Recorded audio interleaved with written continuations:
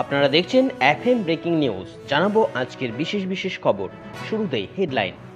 আবারও রেল দুর্ঘটনা, খড়দহে হাজারদুয়ারি এক্সপ্রেসে ধাক্কা, দুটি গাড়ি দুর্ঘটনার কবলে।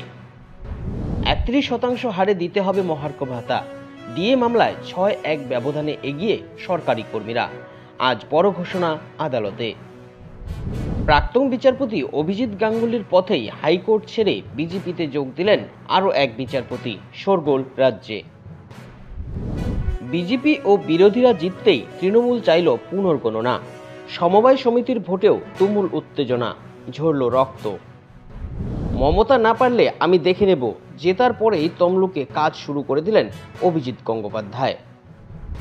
শেষ ম্যাচে 42 রানে জয়, জিম্বাবুয়েকে 4-1 হারিয়ে টি-20 সিরিজ শুভমানদের। আসছি বিস্তারিত খবরে।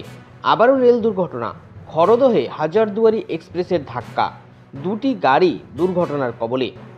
বড় দুর্ঘটনা আবারও।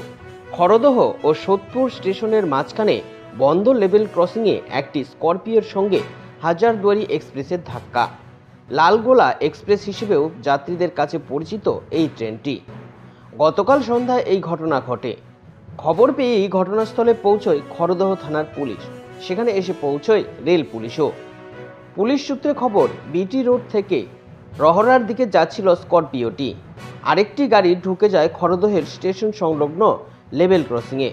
সূত্রের খবর, 1 নম্বর রেল স্টেশনের দিকেই রেলগেট সে সময় খোলা ছিল, তবে 4 নম্বরের রেলগেট বন্ধ হয়ে যায়। এদিকে সঙ্গে সঙ্গে ঢুকে পড়ে ডাউন লালগোলা এক্সপ্রেস। এরপরই দাঁড়িয়ে থাকা স্করপিও গাড়িটিতে ধাক্কা মারে। অল্পের জন্য রেহাই পায় টাটা ইন্ডিকা গাড়িটি। আহত হয়েছেন 2 জন। 31% হারে দিতে হবে মহার্ঘ ভাতা, ডিএ মামলায় 6-1 ব্যবধানে এগিয়ে সরকারি কর্মীরা। আজ বড় ঘোষণা আদালতে। 2022 সালে হাইকোর্ট রাজ্য সরকারি কর্মীদের 31% হারে ডিএ দেওয়ার নির্দেশ দিয়েছিল। সেই রায়কে চ্যালেঞ্জ করে রিভিউ পিটিশন দাখিল করেছিল রাজ্য। তা খারিজ হয়ে গিয়েছিল। তার মধ্যেই রাজ্যের বিরুদ্ধে অবমাননার মামলা করেছিলেন কর্মচারীরা। 119 দিন পর আজ 15 জুলাই সেই ডিএ মামলার শুনানি সুপ্রিম কোর্টে। এর আগে 12 বার ডিএ মামলার শুনানি পিছিয়েছে সুপ্রিম কোর্ট। শেষবার 18 মার্চ সুপ্রিম কোর্টে বকেয়া ডিএ মামলার শুনানি হওয়ার কথা ছিল, তবে সেদিন শুনানি হয়নি। এই আবহে মামলাটি পিছিয়ে দেওয়া হয়েছিল। ফলে বিগত প্রায় বেশ কয়েক মাস ধরে অপেক্ষায় আছেন বাংলার সরকারি কর্মীরা। আজও এই মামলাটি সিরিয়াল নাম্বার 60। ফলে মামলা হওয়ার বিষয়েও আজকেও সংশয় রয়েছে। অভিজিৎ গাঙ্গুলির পথেই হাইকোর্ট ছেড়ে বিজেপিতে যোগ দিলেন আরও এক বিচারপতি। শোরগোল শুরু রাজ্যে। আমি বিজেপিতে যোগ দিচ্ছি, 2024 লোকসভা নির্বাচনের আগে সাংবাদিক বৈঠকে একথা বলে ঝড় তুলে দিয়েছিলেন প্রাক্তন বিচারপতি অভিজিৎ গঙ্গোপাধ্যায়। তখন বিচারপতির আসন ত্যাগ করে বিজেপিতে যোগদান করেছিলেন তিনি। গেরুয়া শিবিরের টিকিটে তমলুক থেকে জয়ী হয়ে বর্তমানে তিনি বিজেপির সাংসদ। সেই অভিজিৎকে নিয়ে চর্চার মাঝে এবার সামনে আরও এক অভিজিৎ গঙ্গোপাধ্যায়ের দেখানো পথে হেঁটে এবার বিজেপিতে যোগ দিলেন মধ্যপ্রদেশ হাইকোর্টের প্রাক্তন বিচারপতি রোহিত আর্য। স্থানীয় একটি সংবাদ মাধ্যমকে উদ্ধৃত করে বার ও বেঞ্চ একথা জানিয়েছে। গতকাল ভোপালে একটি অনুষ্ঠানে বিজেপির রাজ্য সভাপতি রাঘবেন্দ্র শর্মার হাত থেকে দলের সদস্যপদ গ্রহণ করেন তিনি। বিজেপি ও বিরোধীরা জিততেই তৃণমূল চাইল পুনর্গণনা, সমবায় সমিতির ভোটেও তুমুল উত্তেজনা। এবার সমবায় সমিতির ভোটেও ঝরল রক্ত, হলো পথ অবরোধ। সংখ্যাগরিষ্ঠতা না পাওয়ায় বোর্ড কে গড়বে তা নিয়েই অশান্তি। দাসপুরে সমবায় নির্বাচন ঘিরে তুমুল উত্তেজনা রবিবার। গতকাল দাসপুরে সমবায় নির্বাচন ঘিরে তুমুল উত্তেজনা। পুনর্গণনারও দাবি তুলেছে তৃণমূল। এদিকে আবার সমবায় বাঁচাও মঞ্চ ও বিরোধীরা পথ অবরোধে নামে বলে অভিযোগ। সব মিলিয়ে ছুটির দিনও সমবায় ভোট ঘিরে অশান্ত এলাকা। রিকাউন্টিং বন্ধের দাবিতে রাজ্য সড়ক অবরোধ করে বিক্ষোভ দেখায় বিজেপি এবং সমবায় বাঁচাও সদস্যরা। পরিস্থিতি সামাল দিতে উপস্থিত হয় বিশাল পুলিশ বাহিনী।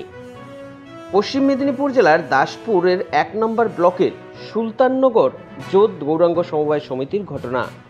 গতকাল সকাল থেকে এখানকার নির্বাচন ঘিরে দফায় দফায় উত্তেজনা ছড়ায়। এমনকি মার ধরে রক্ত পর্যন্ত ঝরে। মমতা না পারলে আমি দেখে নেব, জেতার পরই তমলুকে কাজ শুরু করে দিলেন অভিজিৎ গঙ্গোপাধ্যায়।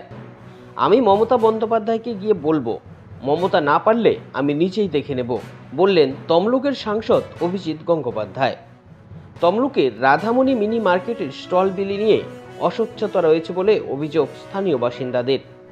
সেই অভিযোগ খতিয়ে দেখতে গতকাল সন্ধ্যায় এলাকার স্টল পরিদর্শন করেন তমলুকের বিজেপি সাংসদ। স্থানীয় বাসিন্দারা অভিযোগ করেন, 5 লক্ষ টাকার বিনিময়ে একটি স্টল বিক্রি হয়ে যাচ্ছে। এক একজন 6টি বা 10টি স্টলের মালিক বলেই অভিযোগ রয়েছে। অথচ যারা এইখানে স্টল হওয়ার আগে থেকে ব্যবসা করত, তাদের আশ্বাস দেওয়ার পরও স্টল দেওয়া হচ্ছে না। শেষ ম্যাচে 42 রানে জয়, জিম্বাবুয়েকে উড়িয়ে 4-1 টি-20 সিরিজ শুভমন গিলদের।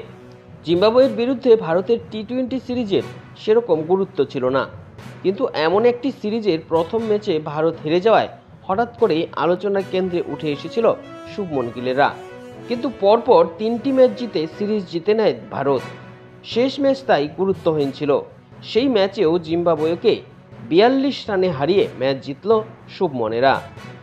এদিন প্রথমে ব্যাট করতে নেমে নির্ধারিত 20 ওভারে ভারত 6 উইকেটের বিনিময়ে 166 রান করে।